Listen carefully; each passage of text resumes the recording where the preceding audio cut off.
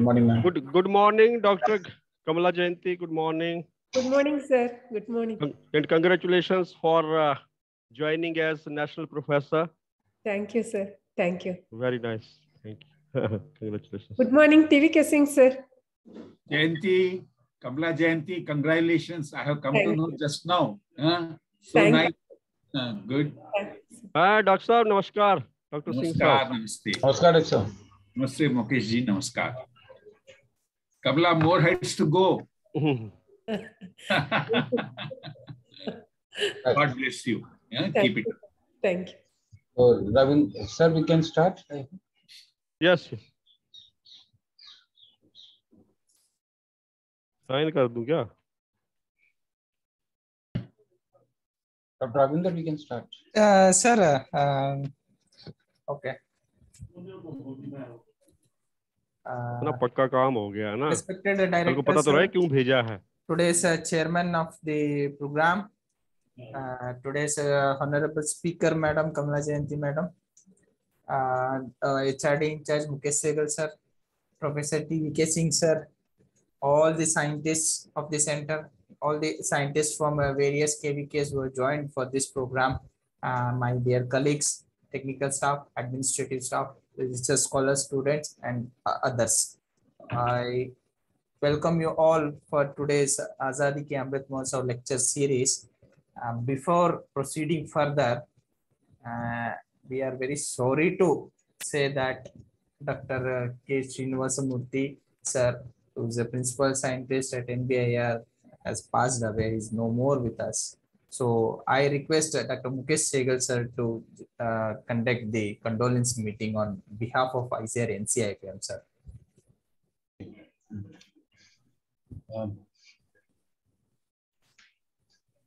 Thank you, Dr. Ravinder. It's very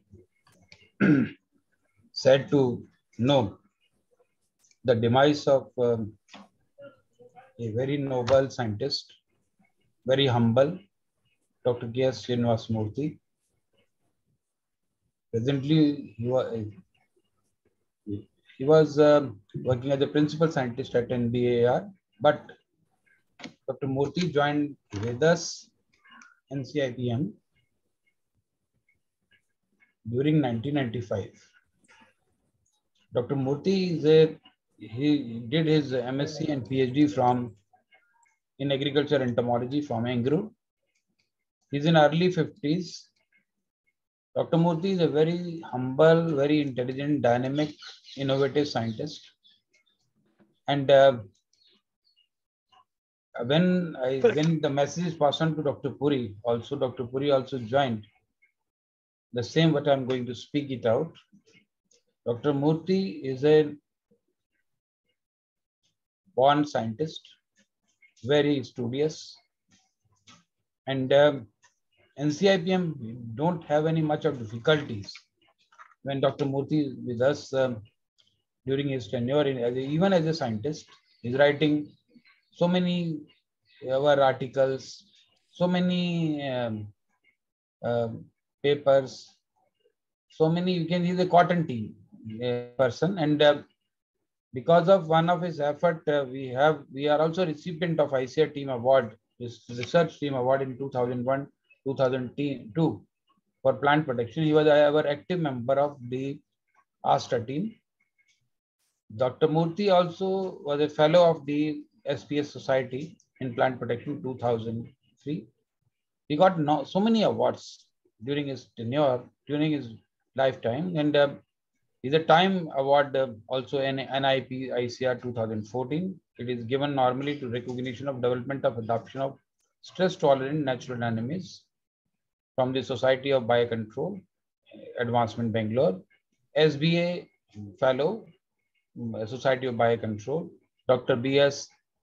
Bomanar Award from Team Award for 2014. So in so many awards he had done, he's a recipient, and he's also specialized in the integrated pest management of cotton insect pest formulation, synthesis, semi-synthetic diet for insect pests, selection of superior strains of parasitoids, and molecular characterization insect. And so many things I can talk about him, because Dr. Murthy started working with me as a scientist when he was in IPM.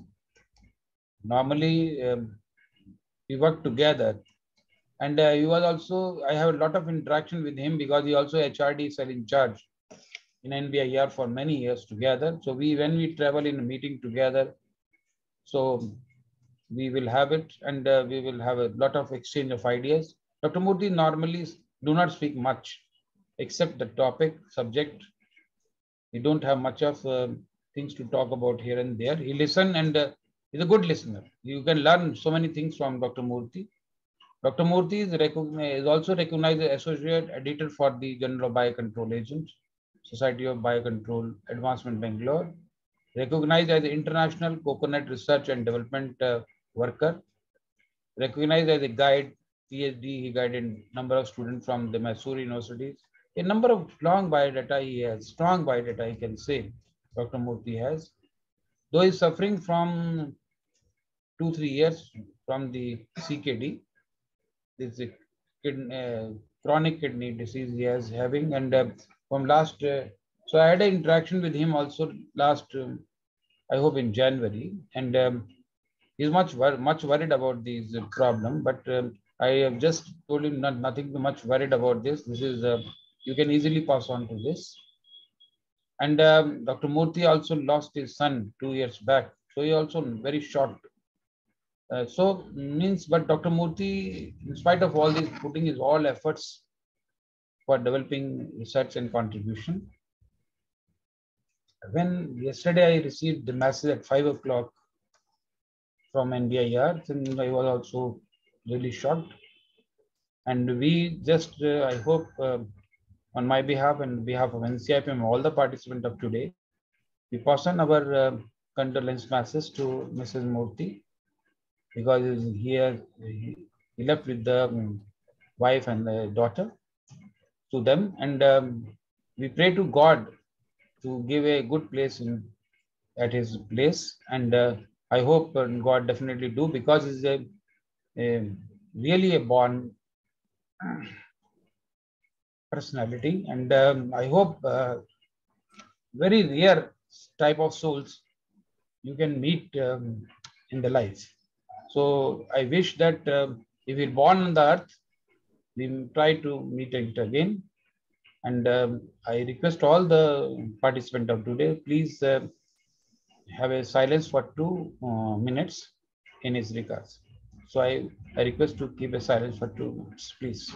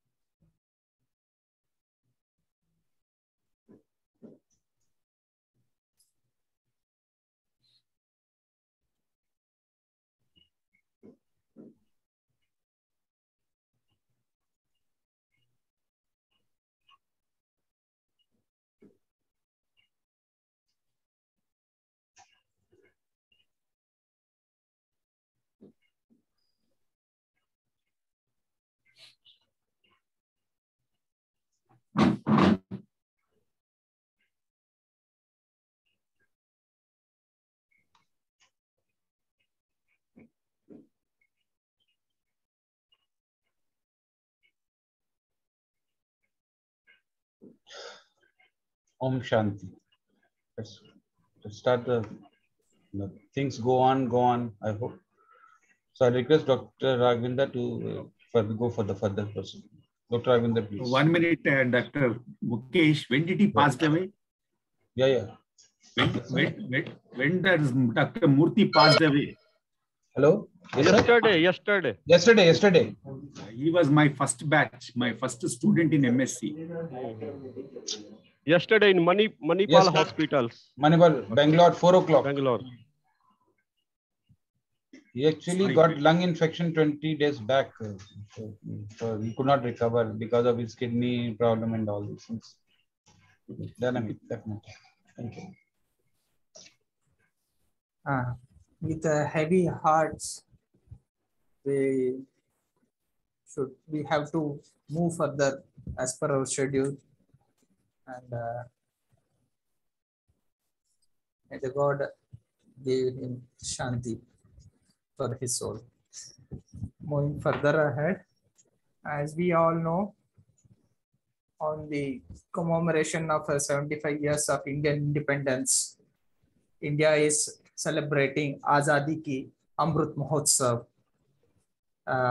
by conducting various activities like lectures, seminars, conferences, speech, talks, etc. So in this regard, we ICAR-NRIIPM also has taken the initiative to celebrate 75 years of Indian independence. In this regard, we are conducting a series of lectures by eminent scientists, eminent speakers all across the country. So in this regard, today we requested our honorable speaker, Madam Kamala Jayanti Madam, to give a lecture on role of Semio-Chemicals in integrated pest management, since we often speak about the alternatives to synthetic chemical pesticides and alternative for pest management practices. So in this regard, I would request our Segal sir to introduce our chairman sir to the house, so that the chairman sir will take further the program ahead, sir. Sir, Mukesh Segal, sir. Thank you, Dr. Ravinder. Honorable Director, Dr. Subhash Chandra ji, and the chairman of the today's lecture, eminent esteemed Dr.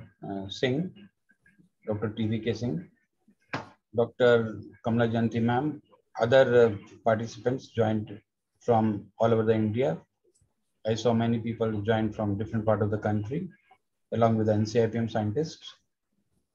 Once again, I welcome you in this lecture series. And today we have requested Dr. Subhash Chandra, Director NCIPM, to be the chair the session.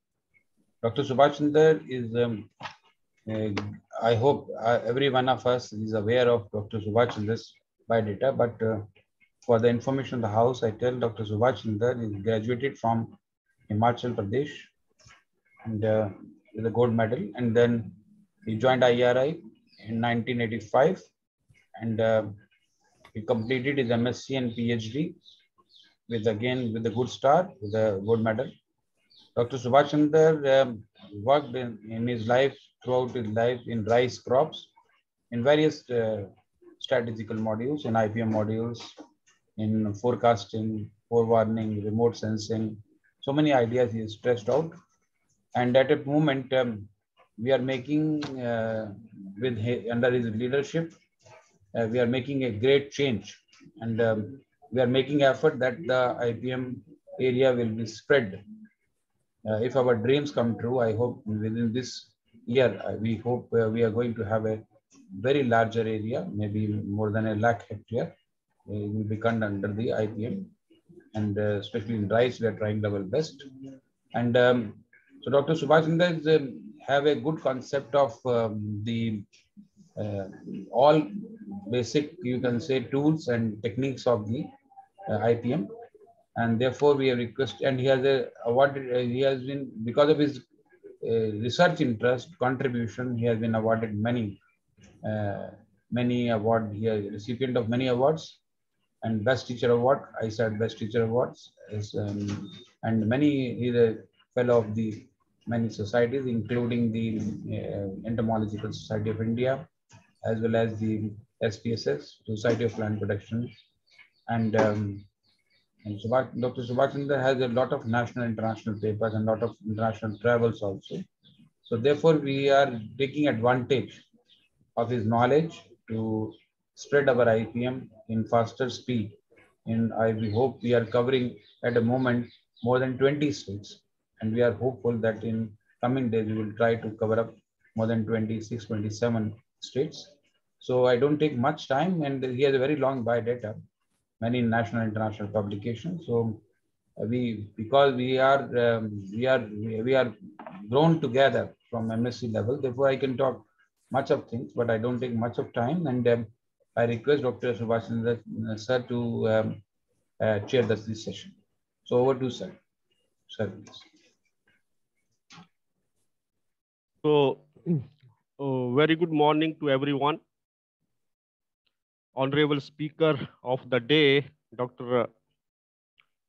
P.D. Kamala Jayanti, Thank you. very accomplished scientist entomologist of the system. Dr. T.V.K. Singh, former dean of in that College of Agriculture, and he has also held many important positions and still contributing very importantly in the area of crop protection. All other dignitaries, Dr. Mukesh Sehgal, our HRD in charge, Dr.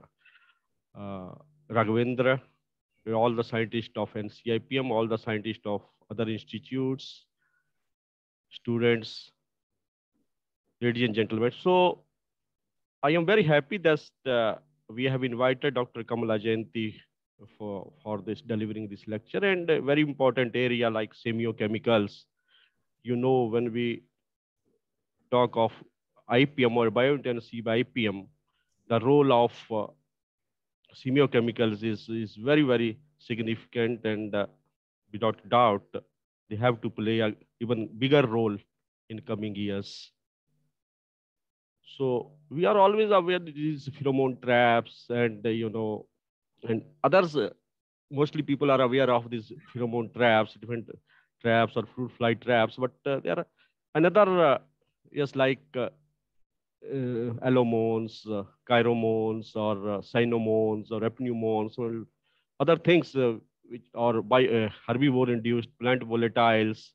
All these things which are very important for enhancing biological control, and also and very eco-friendly techniques, economical techniques, and without non-target effects, what we need, I mean, to minimize pesticide use. So it is very important area, and we couldn't have a better person than Dr. Kamala Jayanti for this, because throughout her, I have heard also, together we received Dr. K.M. Singh Memorial Award also, means that time I also listened to her lecture. So, and the only thing is we have to ensure their availability to the public, that how, so we have to think as a scientist, means how can we come out with products or technologies, how we can commercialize them, and how can we tie up with the companies licensing, and so that they become available to the large chunk of farmers, because mostly in cities or in towns they are available, but other places when we recommend them, so there is a problem. So we have to this, and now ICAR has also, simplified the norms, means non-exclusive licensing. So as many as companies, they can get it, so they can be spread throughout the country. So with these, I think she will talk in details about that. So, but I am very happy to introduce Dr. Kamala Jayanti, and she is Punjab Rao Deshmukh Outstanding Women Scientist of the 2013. So many awards she has.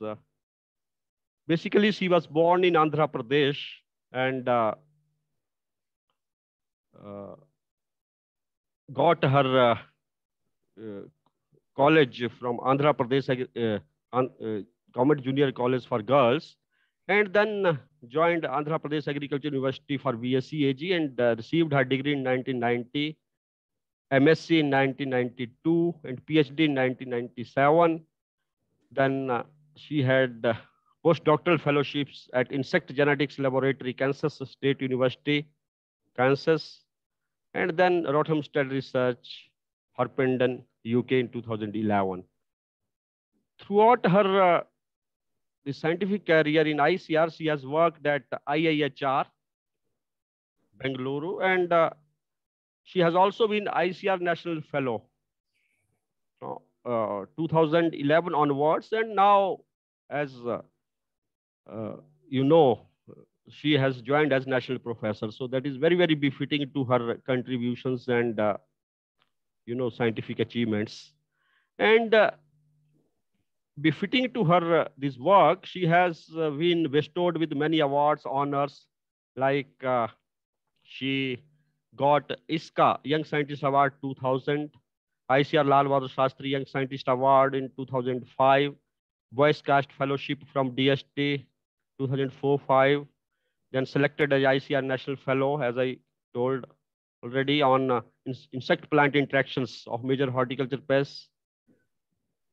And then again, on biotech products and process development commercialization 2014, Rothamsted International Postdoctoral Fellowship, and she's also recipient of Punjab Rao Deshmukh Outstanding Women Scientist Award, Fellow of Royal Entomological Society 2016, and Fulbright Nehru Fellow in 2017, Dr. K.M. Singh Memorial Award 2018, Dr. B. Basantraj David Outstanding Award for Outstanding Science, and Professor T. Anantha Krishnan Foundation Senior Scientist Award for Vinium 2018-19, and now selected as National Professor. And currently, she has also been honored by various societies, like she has become Fellow of National Academy of Agricultural Sciences, very prestigious fellowship, and then Fellow of Andhra Pradesh Academy of Sciences, Fellow of Telangana Academy of Sciences, Fellow of Royal Entomological Society, of course, Fellow of Association of Advancement of Pest Management of Horticulture Ecosystems, Fellow of Society for Biocontrol, Society for Biocontrol, and Fellow of Entomological Society of India. And her research area throughout has been insect-plant interactions, semio-chemicals, and IPM, and in which she has contributed significantly. And based on that, she has also more than 200 plus publications to her credit, and patents. So with all this, maybe she has much more, but with this, I invite her for her lecture, and we are fortunate to have, fortunate to have her here today for the enlightenment of all our scientific community in the area of research. Thank you very much. So I invite Dr. Kamala Jayanti. Thank you, sir. Thank you for that nice introduction and kind words extended. And it's a really honor for me to be here amidst this August gathering. And before starting, I once again want to express my heartfelt condolences to Dr. Srinivas Murthy, with whom I have a relationship in the sense we did PhD under same guide, like Dr. Tej Bahadur Gaur under chairmanship at then Andhra Pradesh Agriculture University, later Angru. And my professor, Dr. TVK Singh, is also here, as Dr. Expressed his feelings as he's man of few words. I was really became numb from yesterday after hearing this news. A sort of vacuum set inside me.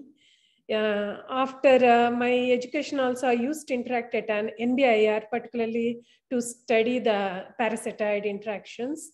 I used to get insects from him. So really great loss to entomology, and also very humble person, man of very little words. I extend my heartfelt condolences to his family, and also I pray God, may his soul rest in peace. Thank you. So with these words, I once again thank Director NCIPM for giving me this opportunity, and also in particular Dr. Mukesh and Dr. Raghavendra for making me party to this. Can I share my screen? Yes, ma'am. Yes, ma'am. Yes. Yeah. I was asked to talk about role of semio-chemicals in IPM. Yeah, my thanks to NCIPM as well as IIHR. So if you see the crop losses due to particularly insect pests, as they are going northward, particularly in our warmer climates. And if you see the total pest scenario, yeah, because of intensive monocropping as well as the ongoing climate change, because whether we accept or not, yes, it is happening. And also the selection pressure, creating a havoc on insect pests and posing really, really difficult challenges for not only for pest managers, but also for farmers. So the answer lies in sustainable IPM strategies, particularly since I'm coming from horticulture crops. I say in horticultural crops, pest management is still problematic because the crop husbandry practices also adds to it. So if you see the paper from PARSA, he says, in spite of there is 15 to 20% increase in pesticide use, the losses due to crop pests is still at 40 to 50% in developing countries and 25 to 30% in developed countries. So where the answer lies to bring down these losses, definitely sustainable IPM strategies.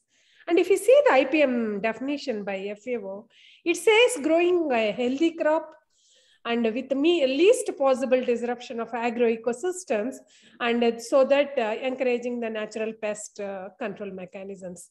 But definitely, I don't think we are at it. Because if you see the IPM credits across the countries, there was a very beautiful study, and they compiled results of 62 projects in 26 countries, which unanimously say the benefit cost ratio in IPM is 20:1 when compared to pesticide dominated management strategies. But in spite of that, IPM is not in limelight. Particularly, there are several obstacles. This study highlights what are the problems in adoption of IPM. This study particularly highlighted several reasons, but what really baffles me is these two which I highlighted here: the research weakness as well as IPM weakness. These two are the major problems for adoption of IPM, particularly in developing countries. These two weaknesses directly point out at research community as such. So just I pooled the Indian research publications in last few years. If you see, there are very routine topics. When I checked IPM, you can see that there is a really good chunk of studies on IPM. And when compared to the semio-chemicals, which are majorly represented by pheromones, very meager portion. Even the IPM also, I don't say it is a foolproof IPM. It is very loosely knitted IPM programs.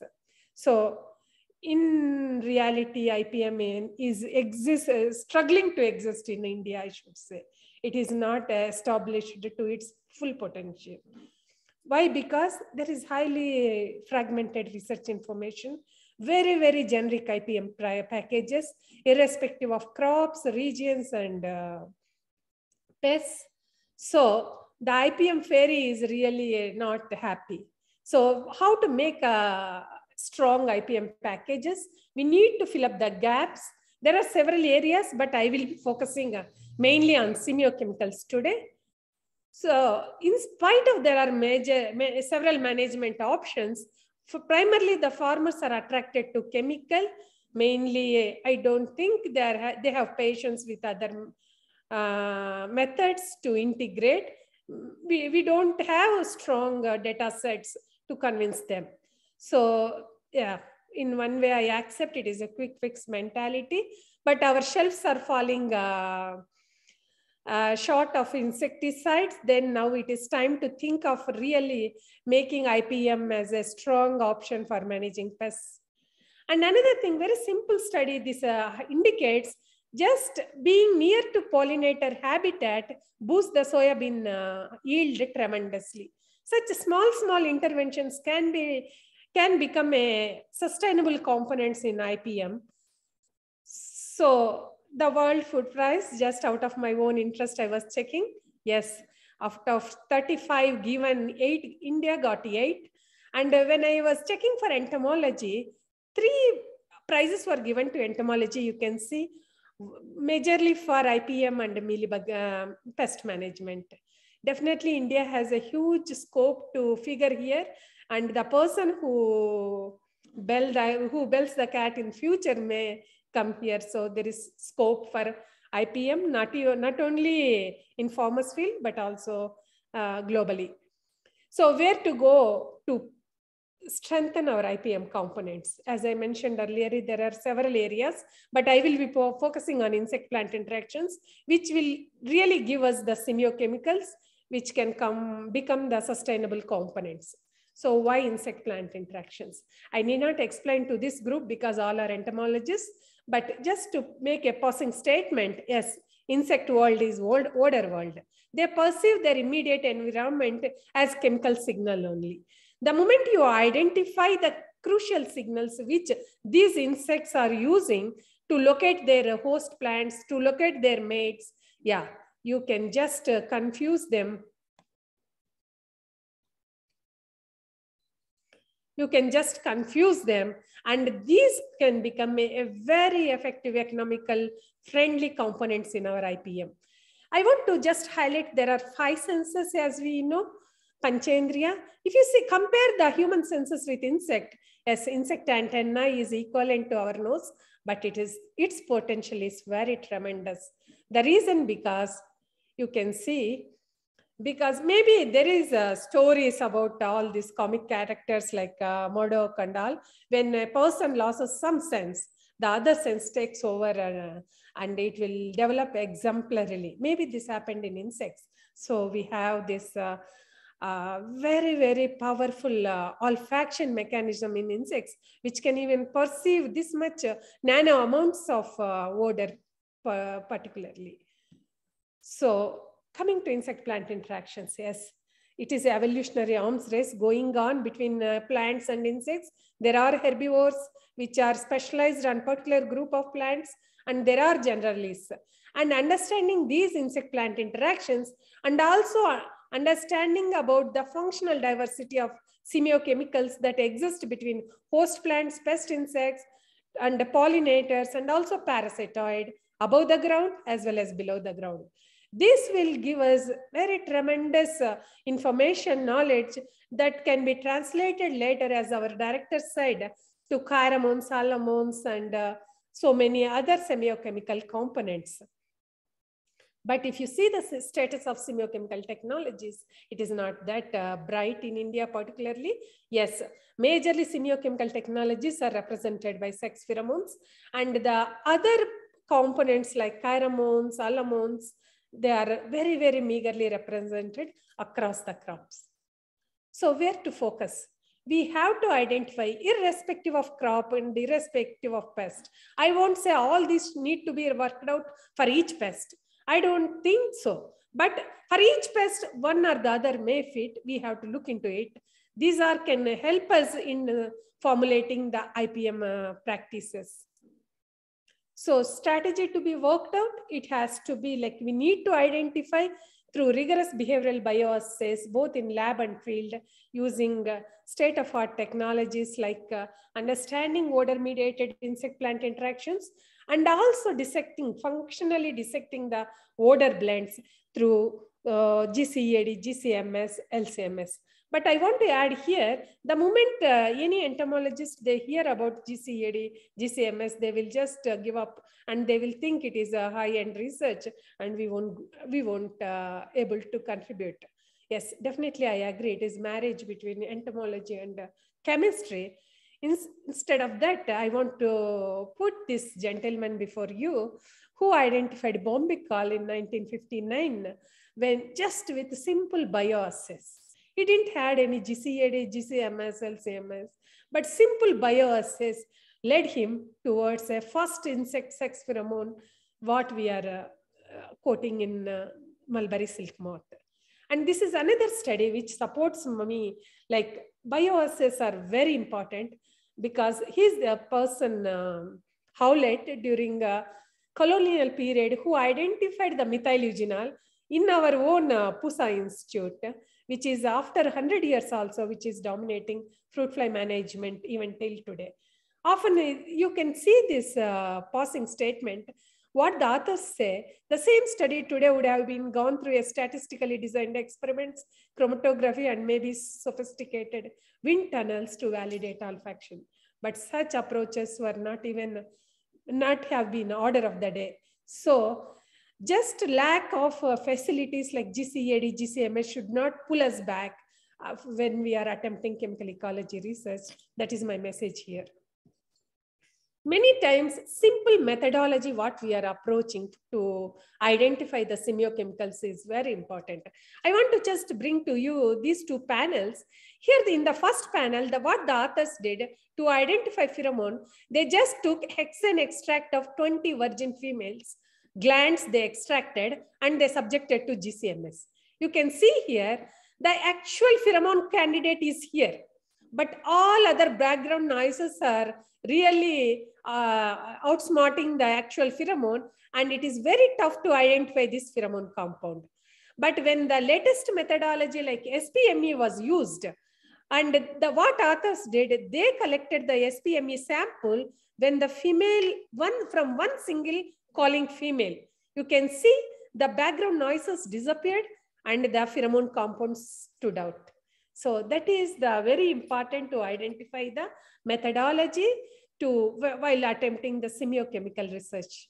So just again, I want to show the publication trend across the geographical boundaries. If you see IPM, across the globally, in the top 10 countries, India is appearing when publications are concerned with IPM is figuring out. But when it comes to chemical ecology, nowhere India is. In spite of having a varied insect diversity, crop diversity, why Indian scientists are not able to publish in chemical ecology?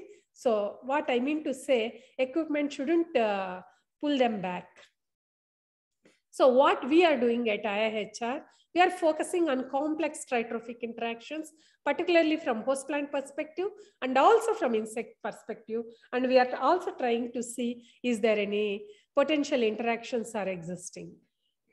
So I will be introducing this candidate, Oriental fruit fly Bactroceras dorsalis, because many times I will be using this insect as my model insect for all my studies. This is called actually fruit fly, mango fruit fly, though it has more than 250 host plants, and it is a major quarantine concern for mango export. It's a very, very severe problem for horticulture farmers, particularly fruit growers. So this is the typical damage, how it causes. The matured females identify the physiologically mature fruits in the field. They lay the eggs and the larvae feed on the pulp and the fruit starts rotting, and it's caused tremendous losses for farmers. So many times, as a director mentioned earlier, he said the semiochemicals majorly represented by the pheromones. Yes. Beyond pheromones, there are several other components where we can look for, but we need to study to identify those chiromones, solamones, and sunnamones. We need to understand the ecological chemistry behind the oviposition site selection, mate selection, niche partition, and also natural enemy interactions. So across the insect pests, though I am taking the example of fruit fly, it should be like across the crops and insect pests. Having said that, chemical ecology is not all that easy because it is tremendous fund requirement is there and also very laborious. You have to work in lab, and again when you enter the field, again your whatever results, it won't turn out to be true. So what we did, we identified a computational reverse chemical ecology based on a simple pharmacology approach which the pharmacy industry is using. Because now we have hands-on knowledge on all OBPs and other olfactory proteins. So just what we did, we established a methodology through which we can identify, shortlist our potentially behaviorous semiochemicals. So now OBPs, ORs are information on across the insect pests is very easy to develop. And what we did here, just we took the OBPs and ORs, we developed the 3D models, and we also took the possible, probable candidates, and we tried to do in silico docking. And you can see here, these are the possible candidates we took from our earlier studies. And when we established the linkage, you can see from experimental KD and in silico, there is perfect match. So this methodology can be used to shortlist your semiochemical candidates for further studies. So in mango fruit fly, first methyl eugenol, which I mentioned, identified by Howlett, is ruling the management programs across the world. But we thought, why can't we trap females, which are actual culprits causing damage? Because they never come to fruit to feed, but they will come to lay the eggs. So what we thought, if we can even trap one female in the generation one, over generations, you can see the impact on the pest population in the field. So with this hypothetical idea, we exploited the maternal instinct, because we felt the maternal instinct is highly conserved across the animal kingdom, let it be mammals or insects. Because if you want to trap the female, you have to attack the progeny. So this is our cornerstone. Then we focused on oviposition site selection by females. So we identified a bucket list of compounds which are really eliciting a response in mango fruit fly. I just want your attention to these green chemicals like tricarin and osmin and all these things, which I will be talking about little later. So we identified a bucket list of these compounds. And from this, we could identify the ovipositional stimulants, which are really matters to female fruit flies. And we also established that this oviposition selection by the female insect is driven by innate cues. So here what we did, we reared the mango fruit fly on 3 different hosts. And we found that the mango fruit fly is innately tuned to gamma-octalactone. But however, gamma-octalactone is present only in mango, not in banana and guava. And when we reared the insects on these 3 hosts, and after certain generations, again, we exposed the population to gamma-octalactone, you can see that in their response, it is uniform across the host plants, what they survived. So what I mean to say, such innate cues we need to identify to make them as a party to our IPM programs. You see the gamma-octalactone, it is actually mango fruit fly never attacks the cucumber or potato. But when we smeared the gamma-octalactone, you can see how female fruit flies thronged the fruits.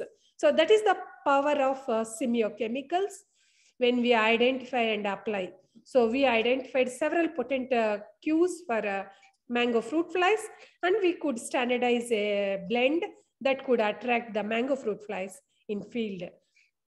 After this, again, we thought, why to have one sex lure for males and another one for female?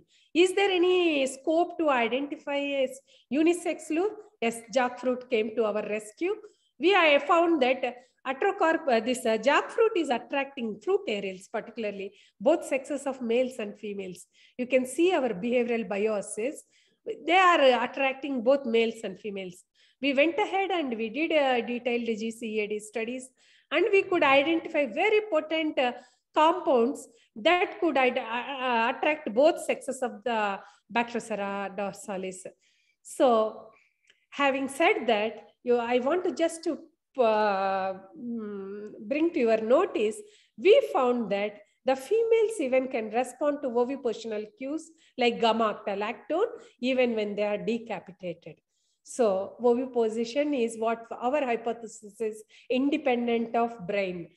Because of there is a possible circulation system in female insects. So it is helping the Bactrocera dorsalis even to oviposite, and also they are responding to the ovipositional cue in absence of the head. So you can see in absence of the head also, though they are spending major time in stationary phase, they are exhibiting all normal movements and they are ovipositing. And we found there is an increase in the certain OBPs, and maybe this is the, just I want to show how the decapitated females are responding to ovipositions, and they are trying to lay the eggs. With this experience, we just made an attempt with a silk moth with the request of silk board, where we could identify very potent ovipositional stimulant to enhance egg laying in silk moth. Because we came across a study in a very high-end journal where they said captive breeding of thousands of years impaired the olfaction in Bombyx mori. So when we went through this paper, we found the Bombyx mori was exposed to certain general environment odors, which it was never exposed during its domestication, unlike its wild progenitor, the Bombyx mandarina. So what we did, we collected the mulberry volatiles, and when we exposed mulberry silk moth, we could come out very potent cues, which enhanced the egg laying in mulberry silk moth. Because here what I mean to say, usually mulberry silk moth used to die within 2 to 3 days after allowed to lay eggs. So with this ARCA extra, which we developed for this moths, there is almost 25% increase in egg laying. And this is a sort of aromatherapy what we are giving for this a very economically important insect. And with this experience, now we are focusing our research on also other Vanya silk moths like Eri, Muga, and also Tassar. The second area where you have to focus is mate selection to identify potent semio-chemicals. Again, coming to our own mango fruit fly, there is a beautiful leg formation is there, just like our ancient Soyamvara, where the males will come and males will, they form a leg. Leg is just like a group. And this leg attracts the females, and the females chooses the male and copulation happens. So it's presumed that males produce long-range pheromones and males chooses fit females. So in this aspect, when we went in depth, there is an endosymbiont connection for mate selection, particularly in this fruit fly.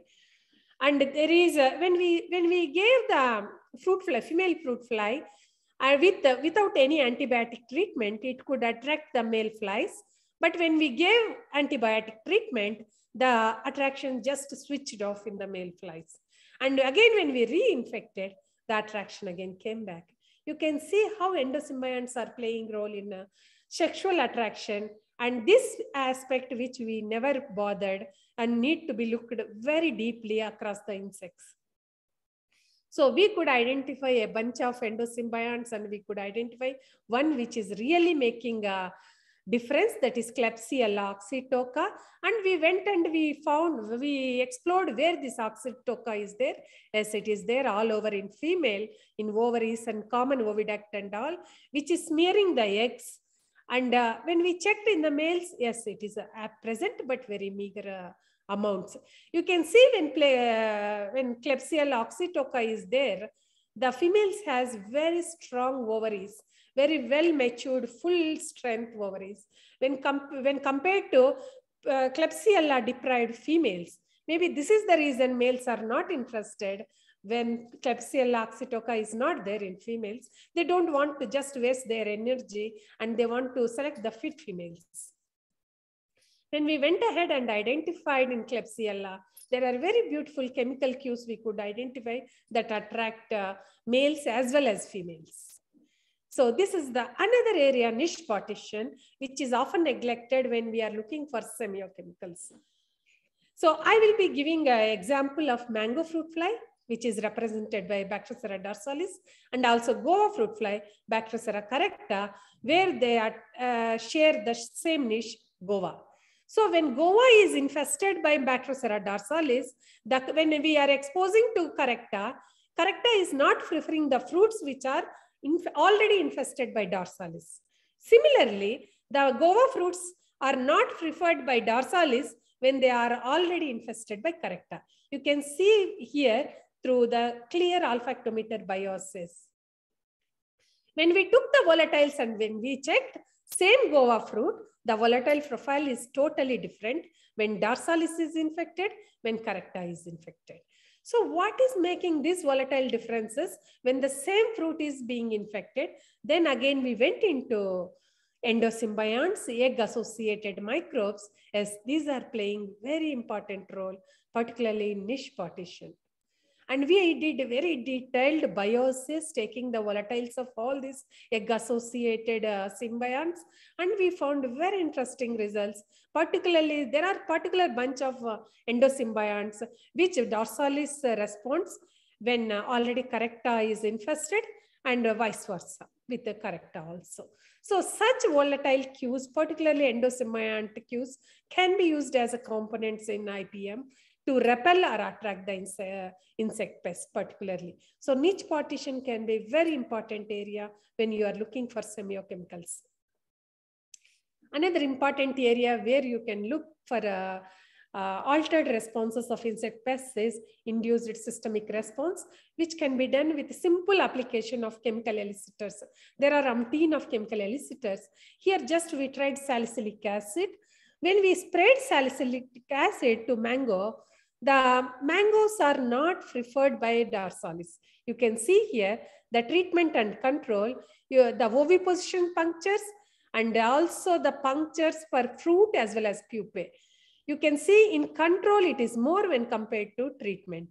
And also the same thing was expressed in a number of eggs also. So we really surprised why this difference when salicylic acid is treated.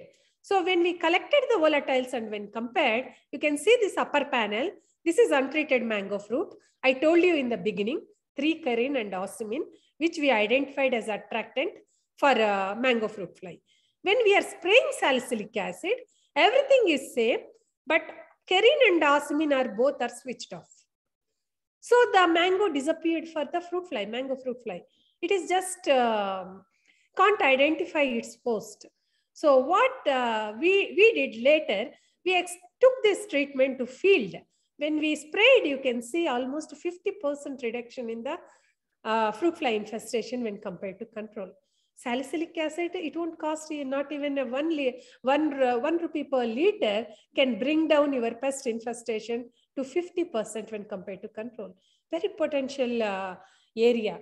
But I don't say this will work for all crops, all pests. Because after seeing this paper, somebody from Upasi, they tried for tea mosquito bug in tea, but they communicated me they couldn't get the similar response. Definitely, they may not.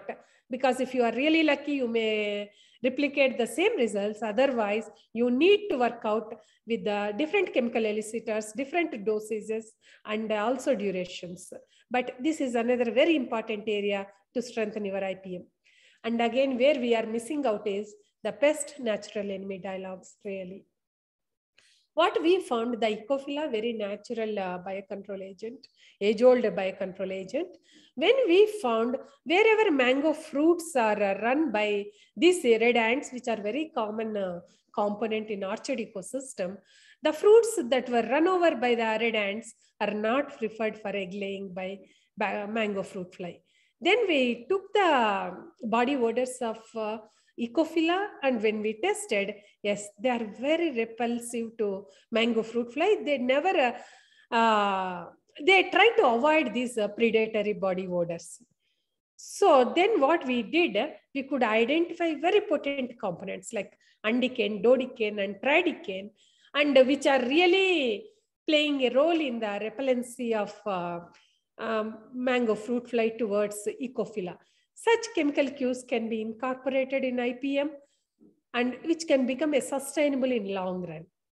So what we did, we made blends and we smeared banana fruits and we sprayed and we exposed the banana fruits to Bactrocera dorsalis.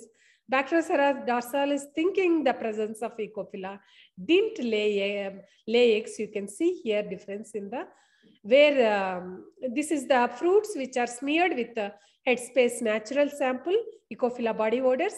This is the fruits which are smeared with synthetic blend, and this is the control. You can see the power of predatory body odors in bringing down the pest infestation. Another thing is host plant resistance. Across the insect pests, this is a very strong point which we often miss, because the host plant will be a tremendous source to identify several attractants, repellents and all, because we have a very bunch of wild crop relatives we can focus here. When we worked in chow chow, particularly here, Semio-Chemicals, the melon fly,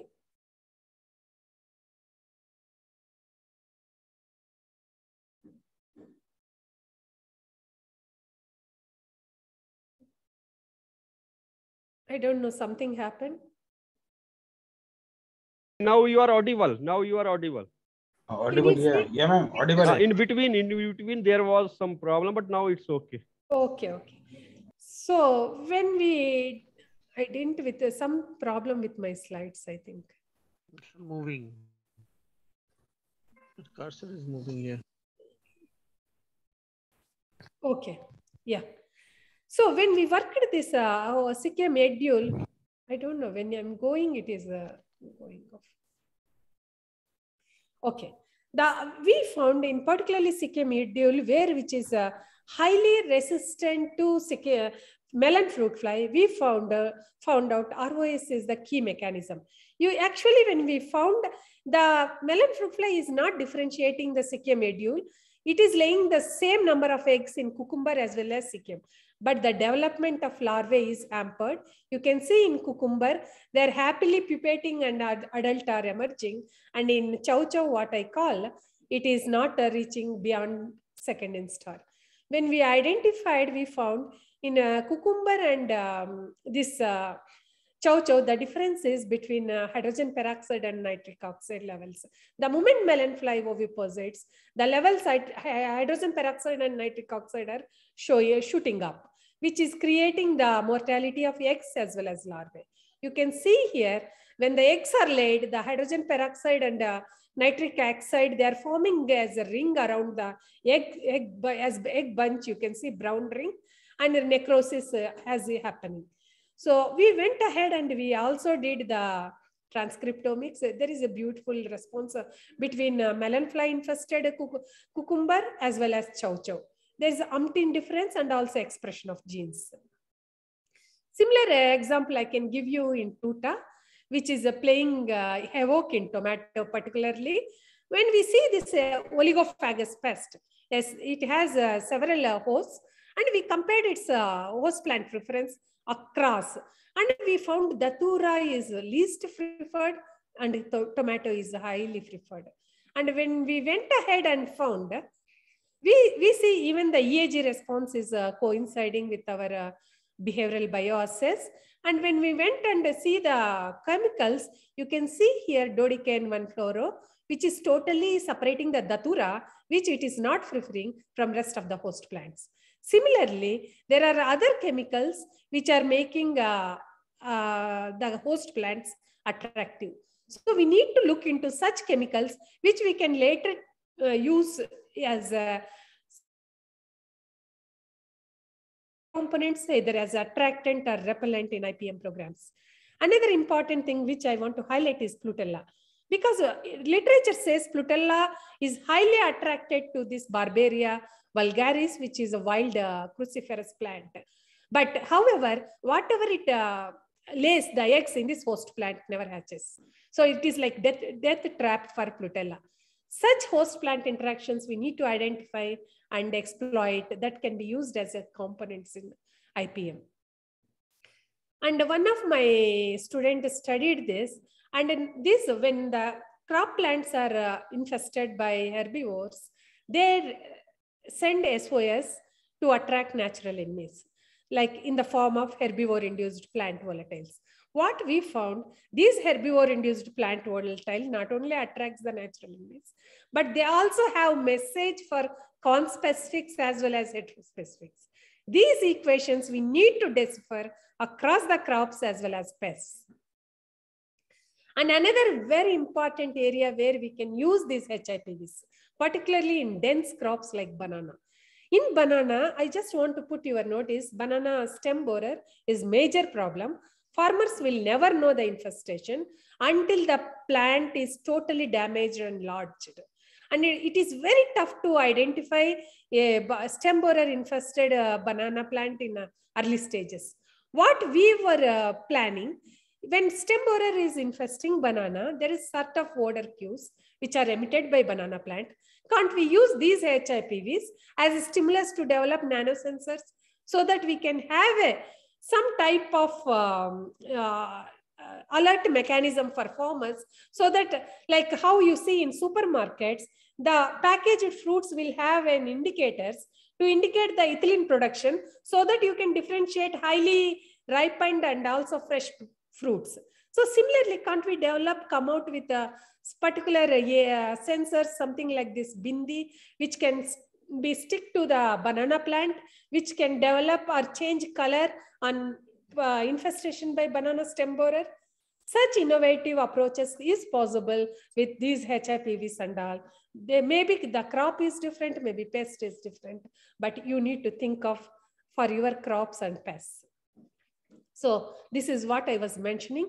Very severe infestation, but it is very cryptic infestation, which you can't notice until the plant is totally damaged. So you need to understand your host plants, particularly, and also non-host plants, because as I mentioned, these are treasures for your identifying attractants, repellents, and also antiphedants, which can come handy for you while formulating your IPM packages. All this time I was talking about only odorant molecules with high-end GCAD and all. No, there is another phase of chemical ecology. When you understand the insect-plant interactions, you can even straight away, very simple way, you can put into practice in farmers' field, like using push-pull strategy. But only you need to identify the pull stimuli as well as you need to identify the push stimuli. This is first coined by Rothamsted, and they formulated and successfully come out a very successful stem borer management in maize and also against striga in African countries. And the principle is simple. You have your main crop. You need to identify one companion crop which will repel your pest, and you need to identify one crop which borders and which attracts the natural enemies. You think of the research, how much research we can do for our crops, for our insects, to identify these successful combinations. I was with this person, Ayub Khan, in one of conference, one of our Indian researcher was asking him, he tried this same principle for our Indian scenario, but it didn't work. The answer what the author gave is tremendous. He said, yes, I showed you the concept, but you need to work out for your crop, for your conditions, and also for your pest. Think of the tremendous work we have, not only for researchers, but also for students. Very innovative research problems can be given to students to work out on such wonderful combinations. So this is what I said. They identify a crop which attracts the moths, and also they identified a crop which repels the crop, and they also identify the chemicals which are working under this phenomena. And this could really help transform the maize cultivation in African countries. You can see the yield in push-pull strategy plots and as well as control plots. Even this person is under consideration for World Food Prize. Another simple mechanism which I want to bring to your notice, this is very interesting study in cotton. They just did artificial pruning. Several crop plants are amenable for pruning. And they found that the plant which has really trained, it is not only giving the odors that alerts the neighboring plant, it also repels the pests and also attracts the natural enemies. You see how simple and how beautiful the technique is, and it very well suits to the small holders, and it straight away can go as IPM tool. But we need to develop the data across the crops, as I said, and also across the pests. Very simple mechanism, again from chemical ecology perspective only. Major problem what we are finding nowadays is monocropping systems. Definitely, I don't undermine the monocropping because it brought us out of starvation, and we are here because of this monocropping. Having said that, it is time to change our practices, mainly because to work towards sustainability. So the age-old practice of border crop concept, can't we think of border crop concept with respect to the insects which are a major problem in particular crop, and whether what is the effect of using different border crops, and come out what are the promising candidates, and work out what is the chemical ecology behind it. This is one wonderful concept which can strengthen our IPM. And similarly, understanding, as I said, in push-pull strategies, understanding the influence of host and non-host odors. This is one such study where they found banana, when grow with certain crops, it is repulsive to the banana weevil, and certain crops, they are attractive. So we can work out these type of polyculture combinations, though this is not new technique. This is age-old intercropping, or what we call mixed cropping. But we need to again relook into with a different meaning. And also not to underscore our germplasm. Yes, we need to look into our germplasm and wild crop relatives. Particularly, they are gold mines for several semiochemical components. So whether as I said, whether we accept or not, climate change is happening. And also insect responses to host plants. There is varied response of insects under elevated carbon dioxide and temperature. And also not only that, even the drought also influences the insect response towards the host plant. You can see here, and the response is also differs based on the feeding yield. When a sap feeder is having a moisture stressed plant and control plant, its response is totally different when compared to leaf miner fruta absoluta. Such inferences and information we need to generate for almost all pests to understand what exactly happens under drought situations or under over moisture situations. What will be the insect response? Another very interesting thing is, quarantining. Quarantining, we became very familiar only after this COVID, but insects are practicing it from age immemorial. You can see how sick ants avoid the groups to prevent the disease spreading. After seeing this study, we worked in banana weevil. Yes, when sick banana weevil is given, the healthy banana weevils are avoiding the sick weevil. So such repellent odors definitely we can explore and use in our IPM components. Another important area where we can focus our attention is virus-vector relationship. This is one beautiful study conducted by a PhD student at IAHR. He studied the host plant response and host attraction changes between avirulent and virulent vectors. The virulent vectors always oriented towards the healthy plant, whereas avirulent is going towards the infected plant. So this is how we hypothetically worked out how disease spreads in the field when it happens, and we underlying the molecular mechanism also we understood, and what are the OBPs are overexpressed in virulent and avirulent. So what happens exactly when a bunch of vectors are there in the field? They are getting attracted when they are avirulent to infected plants, and again after virulency they are going towards the healthy plants. So this is how the virus is spreading in the field. So what is our way through? We need to understand thoroughly insect-insect interactions, insect-plant interactions, plant-plant interactions, and also plant-insect microbe interactions. And having said that, semiochemicals and insect response, there is no really linear equation.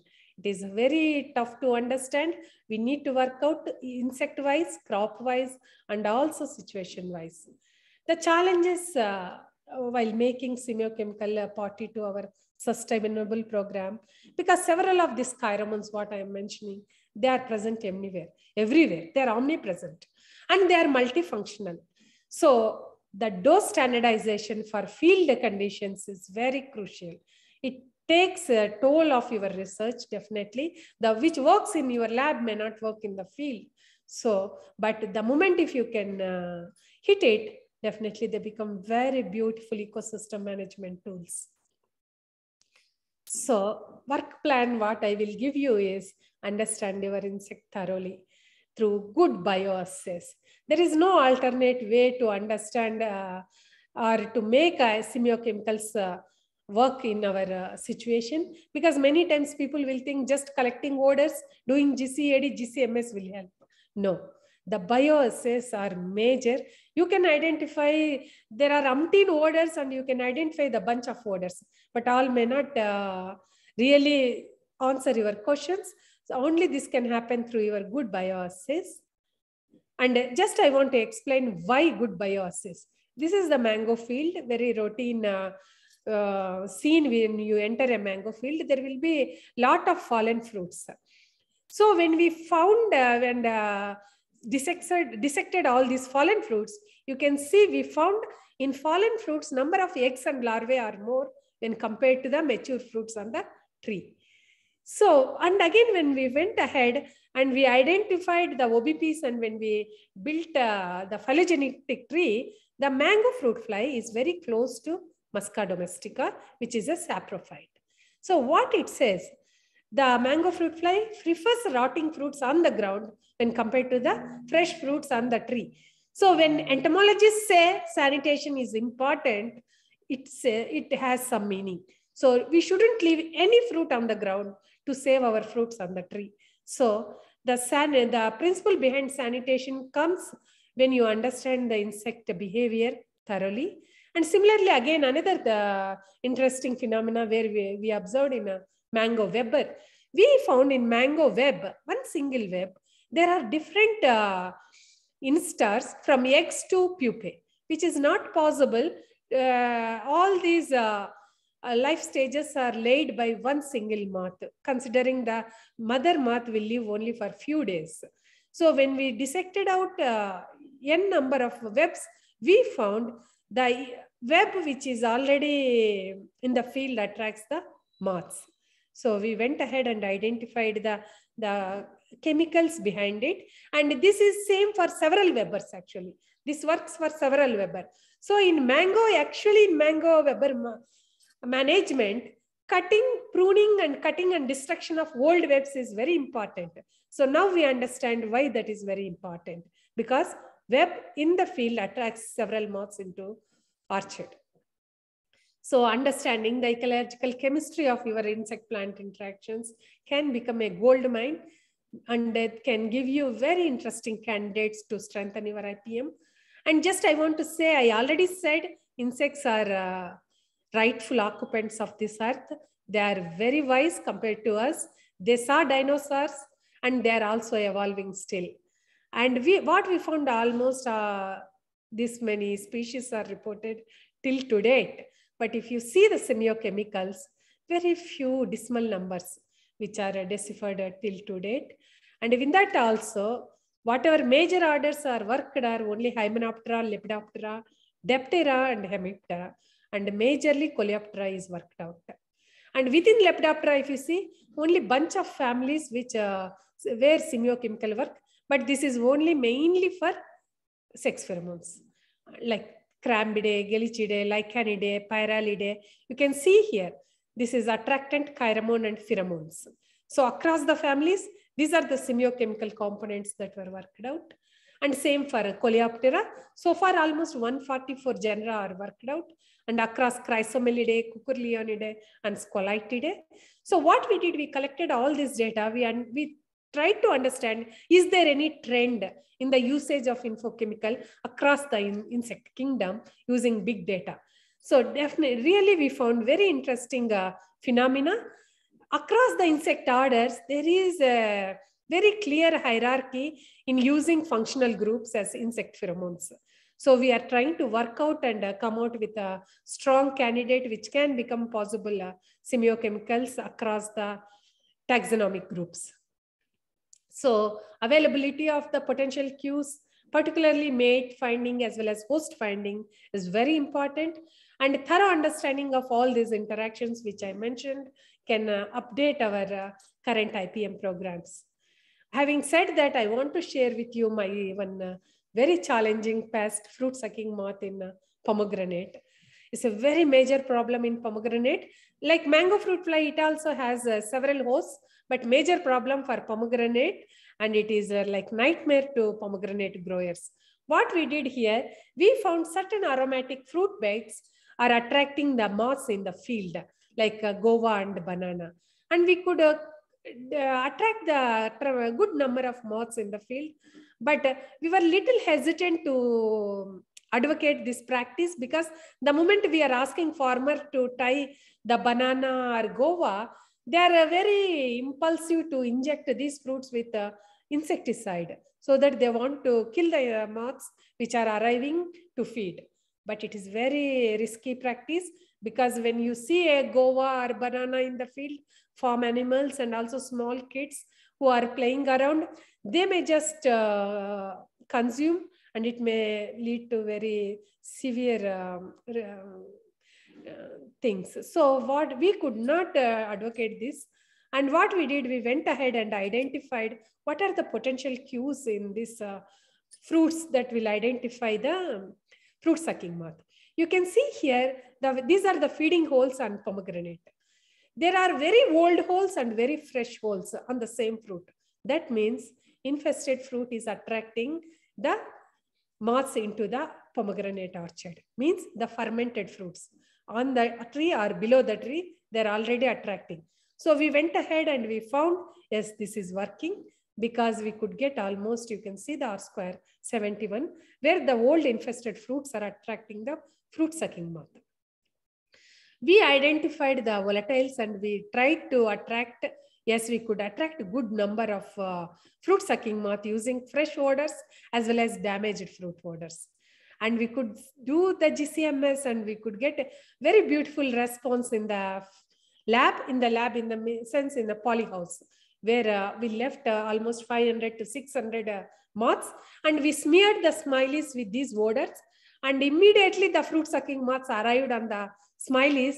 With great hopes, we went to field after seeing these results, and we, in large scale, we applied these odors to smileys, and even we had a very good discussion with this farmer, and I was telling to this farmer, tomorrow morning you will be getting huge number of moths, and for each moth we will pay you 1 rupee something. But next day when we went, there is not even a single moth. So our hypothesis didn't work. Because we were dissecting out why our hypothesis didn't work, next to the farmer's field, there is an old well where he dumped all damaged fruits almost to the tune of tons.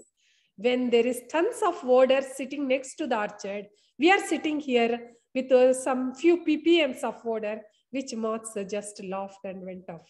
So such practical challenges do exist in Semio-Chemicals when you take it to field level. This is another important story which I want to share with you. Rothamsted research, when they identified the farnesin, the aphid alarm pheromone is repelling, that identified a gene that can be incorporated into wheat plant. I think they did from Arabidopsis plant, they identified, and they incorporated into wheat. So what they did, this transgenic plant is releasing the farnesin throughout. So they expected it will repel the aphids. But when they went to field studies, it just didn't work out, because aphids did not tune to the farnesin that is coming in constant levels. Because in nature, the farnesin is released by the aphids which are under threat in different intervals. But here crop is regularly, constantly releasing farnesin. The aphids didn't make any difference. So such huge disappointments may await chemical ecologists at the end of the day.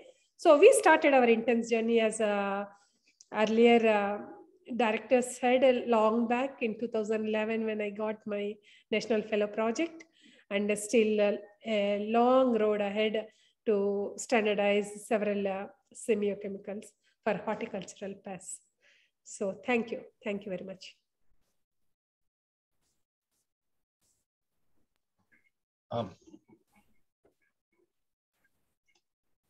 Dr. Raghavendra? Yeah. Thank you very much, madam, for your wonderful lecture. I must say this lecture was sort of a torch-bearing lecture in the field of utilizing semiochemicals in integrated pest management approaches. And now I would request the participants to have any questions or queries to be clarified by madam.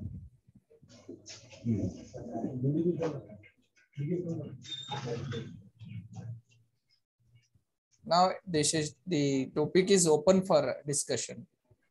Yeah, I could see some comments in chat box. Yes. Yeah.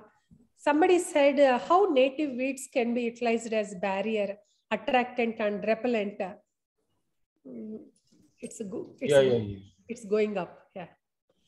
Yes, So ma'am. they are inexpensive, tough, only they need regular check. Yeah, that's a good idea. That's what I mean to say. You need to work out for each crop and each pest to identify that successful combination that works out for your pest. Weeds also can be exploited for the same reason. And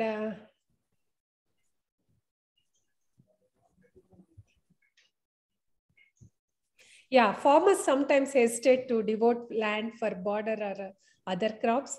Definitely, I agree with this. But definitely, if we go for some income generating crops or some like that, even farm income also would not be compromised. So it will be, you can convince farmer. And if you show the farmer the amount of expenditure he is bringing down in terms of insecticide usage, I don't think he won't, I don't think he will be against to you going against to your practice. But definitely, yes, farmers, they are very rigid. They are very rigid. It is tough for us, but we need to have data to convince them. So other comments, because they already went up, I am unable to see them.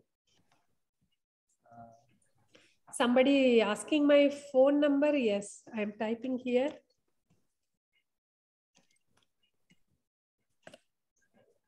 And my email also I am providing here. It is in very coincidentally, it is Jai Insect.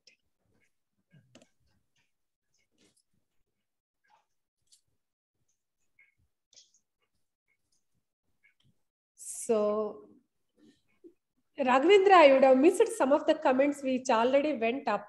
No, madam, you have not missed anything. Okay, then okay, no problem. That's it, madam.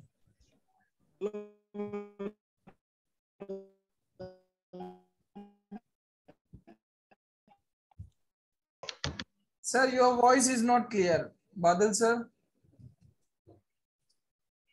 Dr. Badal.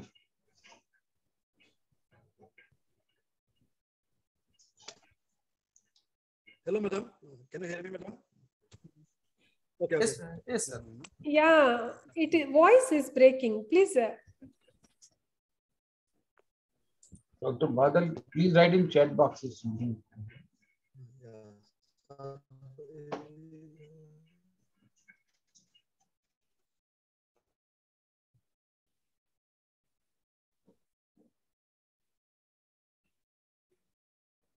So if there is no further queries, over to director, sir, please.